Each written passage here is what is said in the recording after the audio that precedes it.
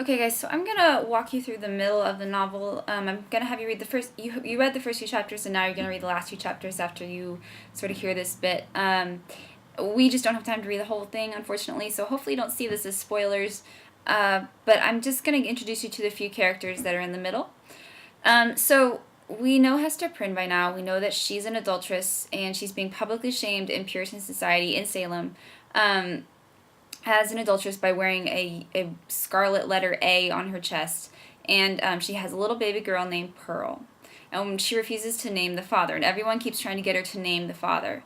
But she won't. So basically the course of the novel is 7 years. So little Pearl grows from a baby to 7 years old. And in that time, we meet a couple characters. The first one is Roger Chillingworth. So Roger Chillingworth is a physician, and he is the antagonist of the novel. He kind of represents everything that is bad and temptation and sinful, and is just sort of the manifest of evil and pride, if you will. So he basically, we find out that he was actually Hester's husband. No one else knows, but we as the audience find out. And he came over with Hester from England and got stuck at sea for a little bit, so he sent her on ahead because he was doing something at sea. And so by the time he arrives at this moment that she is on the scaffold in the middle of the square being publicly shamed as an adulteress. So his entire mission in the novel is to figure out who the father of the child is, so he can shame him as well. So he's entirely about vengeance and retribution. And his physicality, he's a very eerie man. It says you get just sort of a sickly feeling looking at him. You get kind of physically repulsed because he's supposed to represent this manifestation of evil. So, in pure society, you're supposed to be able to kind of see that temptation from evil on him. And he actually meets another man who's the priest or the pastor, and his name is Arthur Dimmesdale. And Dimmesdale is a very broken man when we meet him. He is incredibly sick, pale, drawn. You can see that he just has tortured soul. And that's what he does through much of the novel, sort of lament over and over again how tortured his soul is, how worthless he is, how he's not worthy of redemption, how he's not worthy of his parishioners, and they see him, the more he tells them how unworthy he is, and he can't tell them what he's done, but the more he tells them how unworthy he is, the more they love him. So we see Arthur Dimmesdale, and they actually ended up rooming together, him and Roger Chillingworth. And Chillingworth, by the way, was an assumed name. So when he came and he saw Hester, his name used to be Prynne, obviously. He decided to go under a false name so he wouldn't be associated with her. And they largely stay apart while he's trying to figure out who the father is. And he basically sees the brokenness of Arthur Dimmesdale. And because he is innately sort of evil, he tortures it and he messes with it and he just needles the poor guy. And he won't let him alone.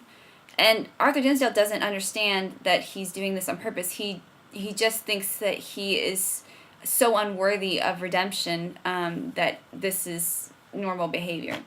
And of course we come to find out eventually that he is the father of Hester's baby. So it happens one night, Pearl and her mother out at the scaffold, and he comes across, and Pearl basically runs up to him, and because she's seen him before, and asks him to hold her hand, and he's terrified to do it because he knows that she represents the sin that he's committed. And Pearl, as a character, she is very rambunctious.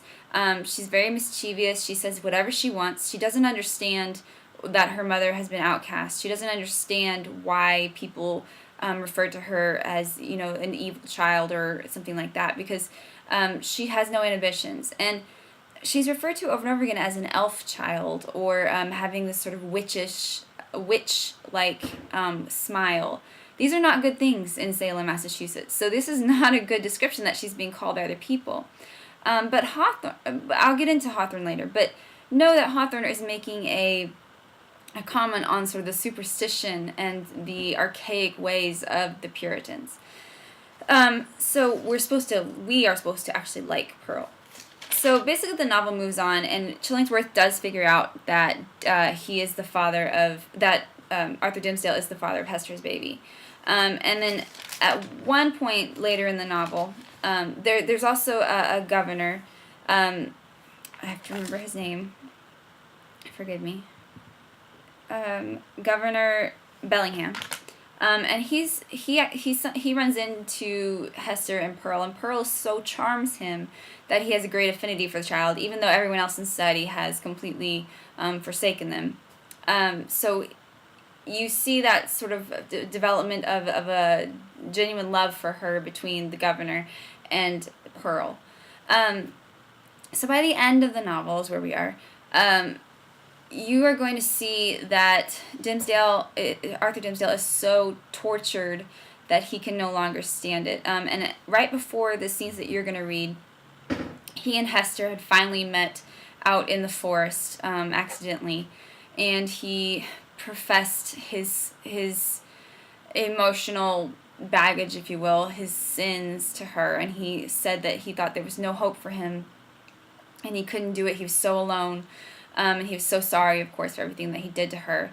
And in that moment, because they were away from town, they were in this sort of freer space of the forest, she told him that she would be by his side. And so her loyalty inspires his true love of her. So she sort of loses her bonnet and her hair falls down, and she kind of has this youthful glow once again. And they're very happy for a moment. She takes the scarlet letter off and throws it by the banks of the river.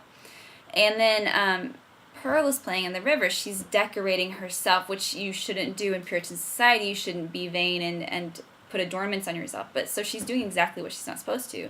But she's decorating herself with flowers and things like that in her hair. And sort of this wonderful moment of abandonment is brought back because they're arm in arm, her and Arthur Dimmesdale, and little Pearl picks up the scarlet letter and brings it back to her mother. And she says, why do you look so strange? Here is your letter. And Hester has a realization that she can never escape the sin and the marker that she has become. Even if it's off of her, she still has the mark on her.